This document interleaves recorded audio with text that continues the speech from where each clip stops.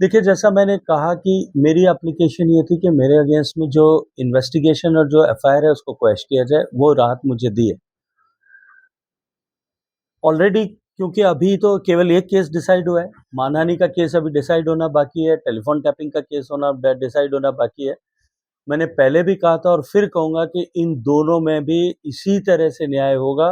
मुझे पूरा भरोसा है, देर होगी लेकिन अंधेर नहीं होगा और जिस दिन होगा, उस दिन निश्चित रूप से कई लोगों को किए की सज़ा भुगतनी सर पड़ेगी। लगता है कि फ़ोन टैपिंग में जिस दिन फैसला आएगा, जो 2 दिन पहले कल जो हुई है रखे गए हैं सबूत, उससे लगता है कि राजस्थान की कांग्रेस की राजनीति में बदलाव आ जाएगा? तो जिस तरीके से उन्होंने आपको फँसाने की कोशिश की, वो थोड़ा तो इन फँस रहे हैं इसमें। थोड़ा इंतज़ार करिए और मुझे लगता है कि सब्र का फल मीठा होता है, ये तो आज तो मैं आधिकारिक रूप से कह सकता हूँ। बहुत धन्यवाद। सर सूर्यकांत जी देखिए, हरियाणा और कश्मीर दोनों ही प्रांतों में मुझे जाकर के पार्टी के लिए काम करने का सौभाग्यपूर्ण अवसर मिला है। जम्मू कश्मीर में जिस तरह से मतदान का प्रतिशत बढ़ा है, पिछले चुनाव की तुलना में दोनों चरण में अधिक मतदान हुआ है।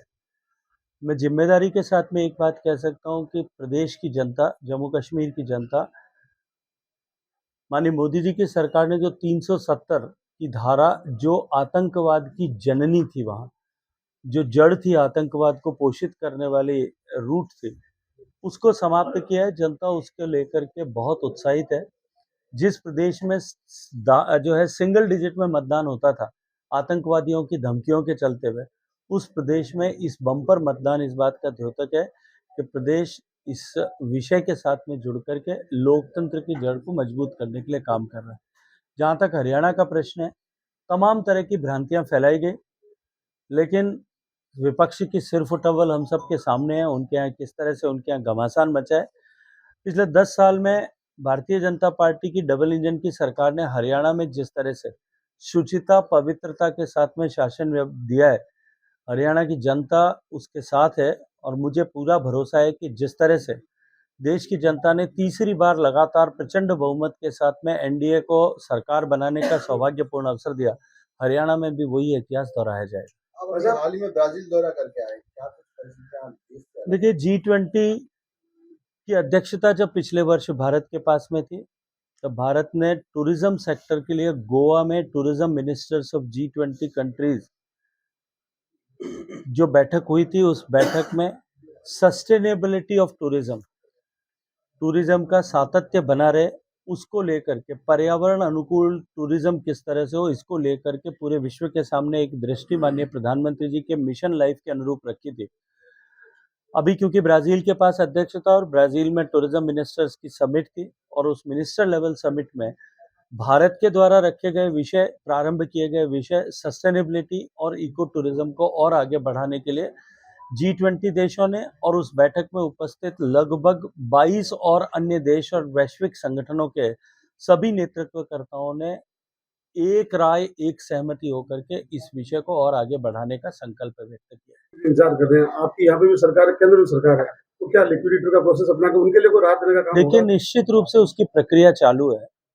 भारत सरकार का जो व्यवस्था है, जो लोकसभा का बनाया गया कानून है, उस कानून के अनुरूप ऐसे प्रकरणों के शीघ्र निस्तारण के लिए लोकसभा ने banning of unregulated deposit scheme act बनाया था।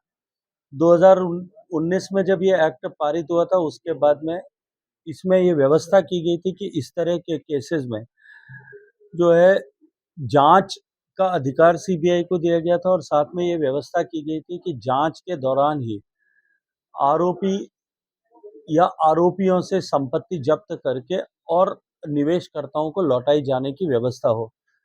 लेकिन दुर्भाग्य से राजस्थान की पूर्ववर्ती सरकार, जब निवेशक इस विषय को लेकर के कि इस सारी की व्यवस्था की जांच, क्योंकि संजीवनी क्रेडिट कोऑपरेटिव सोसाइटी के प्रकरणों में मध्य प्रदेश ने भी अपने प्रकरणों की जांच सीबीआई को सौंप दी थी, गुजरात ने भी सौंप दी थी, लेकिन राजस्थान की सरकार केवल अपने राजनीतिक स्वार्थ की पूर्ति के लिए कि उनको मुझे फंसाने का शिकंजा जो है उनके पास में रहे, उन्होंने सुप्रीम कोर्ट के में बड़े वकीलों की फौज खड़ा करके भी कानून का जो है वो यहाँ पे अनुपालना न हो उसको रोकने की कोशिश की थी। अब क्योंकि बात उस विषय न्यायालय में लंबित है, एक बार न्यायालय से निर्देश होने के बाद में, आदेश होने के बाद में इन प्रकरणों का banning of unregulated deposit scheme के तहत इस पर विवेचना हो सकेगी और वो जिस दिन प्रारंभ होगी उस दिन निश्चित रूप से निवेशकों का पैसा शीघ्रता के साथ में मिले, ये मार्ग सुनिश्चित होगा। मैं पूरे प्राण प्रण की ऊर्जा से निवेशकों का डूबा हुआ पैसा उनको मिल सके, इसलिए उनके साथ में खड़े रह करके काम करने के लिए पहले भी मैं संकल्पबद्ध था और अभी भी हूँ। फोन टैपिंग मामले में जिस तरह से राज्य सरकार ने याचिका वापस ली सुप्रीम कोर्ट, क्या केंद्र की एजेंसी इसमें जांच करेगी सर? नहीं, याचिका क्या थी? एसओजी जो ऐसा नहीं है। याचिका ये थी कि जो मैंने दिल्ली पुलिस में एफआईआर दर्ज कराई थी, राजस्थान सरकार ने एप्लीकेशन लगाई थी कि दिल्ली पुलिस के बजाय इसकी जांच राजस्थान की पुलिस को करना चाहिए। उस जो है एप्लीकेशन को वापस विड्रॉ किया।